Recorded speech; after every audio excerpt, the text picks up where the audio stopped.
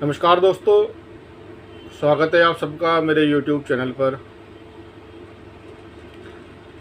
दोस्तों, आज चर्चा करेंगे शादी के समय पर किए जाने वाले शक्तिशाली उपायों के बारे में।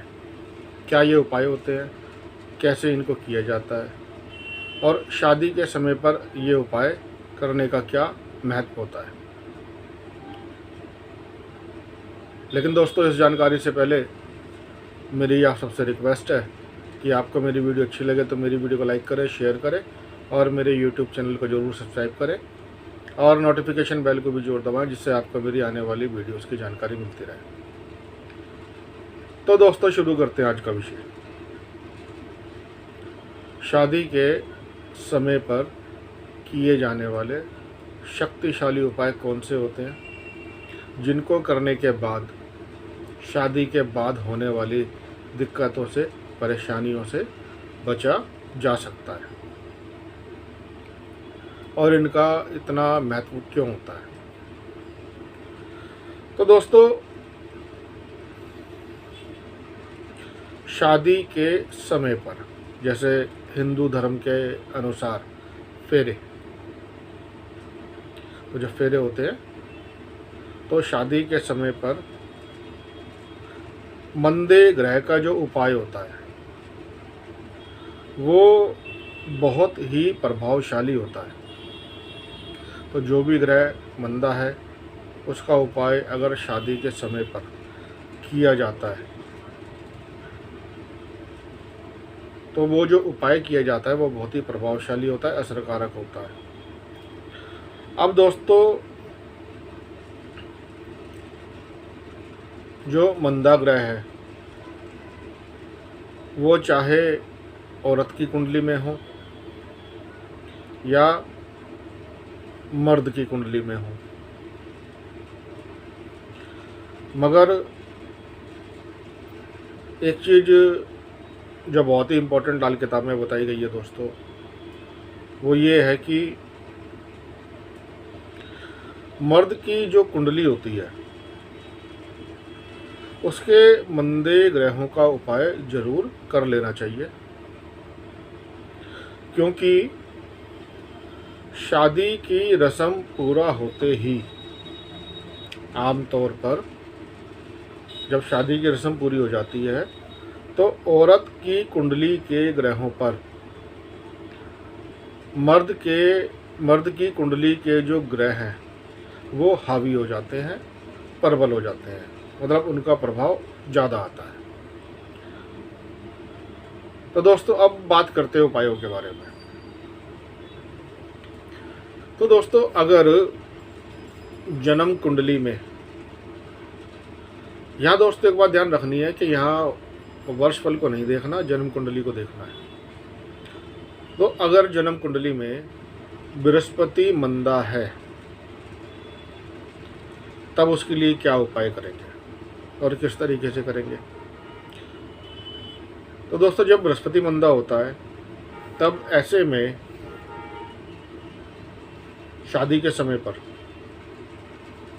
लड़की का संकल्प करने के ठीक उसी वक्त बाद में, जब लड़की का संकल्प कर लिया, जो रस्म होती है, जो रिवाज होता है शादी का, उसके अनुसार जब लड़की का संकल्प कर लिया और उसको करने के ठीक उसी वक्त बाद में शुद्ध सोने के 2 टुकड़े, खालिस सोना इसमें बताया गया है, खालिस का मतलब होता है शुद्ध, तो शुद्ध सोने के 2 टुकड़े, वजन कुछ भी हो सकता है, वजन की कोई शर्त नहीं बताई गई है, वजन कुछ भी हो सकता है, लेकिन जो दोनों टुकड़े होंगे वो वजन उनका कुछ भी हो, लेकिन वो बिल्कुल एक ही वजन के होंगे, मतलब उन दोनों का जो वजन है बराबर बराबर होगा। ठीक इसी तरह ही दान किए जाएं जिस तरह से लड़की का दान किया गया। अब उसके बाद क्या करना है, तो उसके बाद दोस्तों, वो जो 2 टुकड़े हैं सोने के, उन 2 टुकड़ों में से एक टुकड़े को चलते पानी में बहा देना है और दूसरे टुकड़े को लड़की को दे देना है। अब दोस्तों क्या इसके लिए सावधानी बताई गई है? अब बाद में क्या सावधानी रखनी है? तो जो सावधानी बताई गई है वो ये है कि लड़की उस सोने के टुकड़े को कभी ना बेचे, हमेशा अपने पास रखे, और जब तक ये टुकड़ा उसके पास रहेगा बृहस्पति का जो भी मंदा असर है उससे बचाव होता रहेगा। और दोस्तों ऐसा टुकड़ा आमतौर पर चोर भी नहीं चुराते या चुरा सकते, और ना ही ये गुम होता है। लेकिन फिर भी अगर किसी वजह से ये गुम हो जाता है या चोरी हो जाता है तो वहम की कोई बात नहीं है। उस टुकड़े के बदले में एक और नया टुकड़ा रख ले तो वो भी वही नेक असर देगा जो कि पहले टुकड़े से बताया गया है। अब दोस्तों ऐसा टुकड़ा जब दोबारा रखा जाता है तो दोबारा रखते वक्त दूसरा और टुकड़ा नदी में बहाने की कोई ज़रूरत नहीं होती। अब दोस्तों मान लीजिए अगर किसी वजह से सोने के टुकड़े ना मिल सके तो ऐसे में क्या किया जाएगा? तो ऐसे में दोस्तों केसर की 2 पुड़िया ले ले या हल्दी की 2 गांठें ले ले। तो वो भी जब इस तरीके से, जैसा ये ऊपर सोने के टुकड़ों के बारे में बताया गया है, इसी तरीके से जब इनको केसर की पुड़िया को या हल्दी की गांठों को इस्तेमाल किया जाएगा तो इनका असर भी वैसा ही होगा जैसा शुद्ध सोने का असर होता है। लेकिन दोस्तों जो लाल किताब में बताया गया है बेस्ट तो यही है, बेहतर सबसे ज़्यादा यही है कि शुद्ध सोना ही किसी न किसी तरह से ले ले। अब दोस्तों ये तो रहा बृहस्पति के बारे में। तो अब आगे और ग्रहों के बारे में बात करते हैं। अगर जन्म कुंडली में सूरज मंदा है तो ऐसे में क्या करेंगे? तो ऐसे में दोस्तों जैसा ये बृहस्पति के वक्त जो उपाय करा है इसमें बताया गया है सोना। तो अब जब सूरज जब मंदा असर दे रहा है, सूरज मंदा है, तो ऐसे में सोने की जगह दोस्तों सुर्ख तांबा ले लेंगे। ये जो तांबा है सूरज की चीज़ होती है, तो सोने की जगह तांबे के 2 टुकड़े, सुर्ख तांबे के 2 टुकड़े ले लेंगे। अब दोस्तों मान लीजिए चंद्रमा मंदा है जन्म कुंडली में, तो ऐसे में लेंगे दोस्तों सच्चा मोती।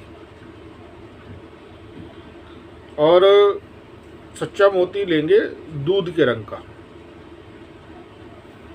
और अगर ये सच्चा मोती ना मिले दूध के रंग का तो उस कंडीशन में चांदी, चावल और जो प्राणी हैं उसके वजन के बराबर नदी का पानी शादी के समय घर में रख ले। अब बात करते हैं शुक्र के बारे में। अब जब शुक्र मंदा है जन्म कुंडली में तो ऐसे में क्या करेंगे? तो ऐसे में दोस्तों सोने की जगह जो बृहस्पति का जैसे उपाय बताया है तो उसमें सोने को बताया है, तो अब सोने की जगह मोती लेंगे सफ़ेद। अब ये सफ़ेद मोती होगा दोस्तों दही के रंग का, तो सफ़ेद मोती ले लेना है दही के रंग का। अब दोस्तों मंगल अगर मंदा है जन्म कुंडली में तो ऐसे में लेंगे दोस्तों लाल पत्थर, लाल कीमती पत्थर जो रंग में तो लाल होगा लेकिन चमकीला लाल रंग का ना हो, तो उसको ले लेंगे। अब जब बुध मंदा है जन्म कुंडली में तो उसका उपाय कैसे होगा शादी के समय पर? तो उसके लिए दोस्तों हीरा लेंगे, सोने की जगह हीरा ले लेंगे। और अगर हीरा ना मिले, ना ले सके तो उस कंडीशन में लेंगे दोस्तों सीप को ले लेंगे। अब दोस्तों जब शनि मंदा है तो शादी के समय पर शनि का उपाय कैसे करेंगे? तो ऐसे में दोस्तों सोने की जगह लोहा या फौलाद लेंगे। और अगर दोस्तों लोहा या फौलाद नहीं मिल पा रहा है तो ऐसे में क्या लेंगे? तो ऐसे में लेंगे दोस्तों काला नमक या काला सूरमा। अब बात करते हैं दोस्तों राहु के बारे में। अब अगर राहु मंदा है जन्म कुंडली में तो शादी के समय पर उसका उपाय कैसे करेंगे? तो दोस्तों उसके लिए वही उपाय करेंगे जो चंद्रमा में लिखा है। तो जो चंद्रमा का उपाय बताया गया है वही राहु का उपाय करेंगे। और दोस्तों एक बात ध्यान रखनी है कि जब राहु मंदा होता है तब ऐसे में कभी भी नीलम की अंगूठी नहीं दिया करते, नीलम नहीं दिया करते, वरना दोस्तों बर्बादी ही बर्बादी होती है। अब बात करते हैं दोस्तों केतु के बारे में। जब केतु मंदा है जन्म कुंडली में तो शादी के समय पर केतु का उपाय कैसे करेंगे? तो दोस्तों ऐसे में सोने की जगह, जो कि बृहस्पति का जो उपाय बताया गया है वो सोने से बताया गया है, तो सोने की जगह दो रंगा पत्थर लेंगे, दो पत्थर लेंगे, दो रंगा पत्थर लेंगे, और वो उनकी क्वांटिटी होगी 2। तो ऐसे दोस्तों ये सारे के सारे ग्रहों के उपाय बताए गए हैं जो शादी के समय पर करने हैं। और ये उपाय दोस्तों बहुत ही शक्तिशाली उपाय है। और इन उपायों को करने से जो ग्रहों का मंदा असर है आने वाले जीवन में, आने वाले समय में, वो मंदा असर नहीं मिलता, ग्रहों के मंदे असर से बचाव होता है। दोस्तों आगे बढ़ते हैं। दोस्तों वीडियो पूरी देखें क्योंकि आज ये मैं बहुत सारे उपाय बता रहा हूँ, तो ये उपाय बहुत जीवन में काम आने वाले हैं। अब दोस्तों बात करते हैं, एक बहुत कंडीशन आती है जब शुक्र होता है खाना नंबर 6 में, 6th हाउस में। अब दोस्तों जब शुक्र 6th हाउस में है, खाना नंबर 6 में है, तो ऐसे में क्या उपाय किया जाएगा शादी के समय पर? क्योंकि ऐसे में दोस्तों खाना नंबर 6 का जो शुक्र है वो नीच होता है। तो अब ऐसे में क्या किया जाएगा दोस्तों? और किसी भी मैरिटल लाइफ को, शादीशुदा ज़िंदगी को अच्छा चलने के लिए शुक्र का अच्छा होना बहुत ज़रूरी होता है। अब दोस्तों जब शुक्र खाना नंबर 6 में है तो शादी के समय पर लड़की के जो माता पिता है, जो लड़की के माता पिता हैं, शादी के समय पर लड़की के लिए उसके सिर पर रखने के लिए शुद्ध सोना, वजन कुछ भी हो सकता है लेकिन शुद्ध सोना दान के तौर पर लड़की को देना है। और जिसे लड़की इस्तेमाल करती रहे। और दोस्तों ये जो खालिस सोना बताया गया है, शुद्ध सोना बताया गया है, ये सिर पर रखना है।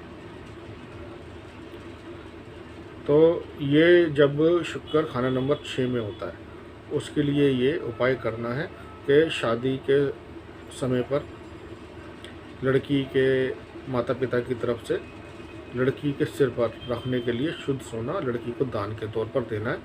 वजन कुछ भी हो सकता है। तो इससे क्या होगा दोस्तों? इससे जो शुक्र खाना नंबर 6 में मंदी हालत का है उससे बचाव होता रहेगा। और बचाव तब तक होता रहेगा जब तक लड़की इसको इस्तेमाल करती रहेगी, मतलब अपने सिर पर इसको रखती रहेगी। अब दोस्तों थोड़ा सा शुद्ध सोना, खालिस सोना लड़की की शादी में देना है, लड़की को देना है। और जब तक लड़की उसे खुद ना बेचे तो बृहस्पति का जो असर है वो बहुत ही अच्छा होगा। तो बृहस्पति के ये असर को और भी उत्तम करता रहेगा। दोस्तों, सोना बृहस्पति की वस्तु होती है, तो शादी के समय पर लड़की को थोड़ा सा खालिश सोना, शुद्ध सोना देना है, और लड़की उस सोने को ना बेचे, तो उससे बृहस्पति का जो असर है वो बहुत ही अच्छा रहेगा। और ये करना कब है दोस्तों, तो उसके लिए मैं बता रहा हूँ आपको। ये तब करना है जब मर्द की कुंडली में, आदमी की कुंडली में या औरत की कुंडली में, जो मैं अभी ग्रहों की कंडीशन बता रहा हूँ वो हो। ग्रहों की कुंडली में जब ऐसी स्थिति होगी जो मैं बताने वाला हूँ, तब ये उपाय करना है। अब जैसे दोस्तों, शुक्र के साथ या शुक्र के घरों में, अब शुक्र के 2 घर हैं दोस्तों, खाना नंबर 2, खाना नंबर 7। तो शुक्र के साथ या शुक्र के घरों में, किसी भी घर में शुक्र के, उसके दुश्मनों। अब शुक्र के दुश्मन है दोस्तों राहु, सूरज और चंद्र। राहु, सूरज और चंद्रमा, ये शुक्र के दुश्मन ग्रह हैं। तो या तो ये शुक्र के साथ हो, जैसे राहु शुक्र, सूरज शुक्र, चंद्र शुक्र, या ये शुक्र के घरों में हो, खाना नंबर 2 या खाना नंबर 7 में। या दोस्तों शुक्र अकेला या किसी ग्रह के साथ खाना नंबर 4 में हो। राहु अकेला खाना नंबर 1, खाना नंबर 7 या खाना नंबर 5 में हो। शनिचर, शनि खाना नंबर 5 में या 9 में हो। केतु अकेला खाना नंबर 8 में हो। ये अगर दोस्तों कंडीशन है कुंडली में, तब ऐसे में लड़की को शादी के समय पर थोड़ा सा शुद्ध सोना देना है। अब दोस्तों आगे बात करते हैं।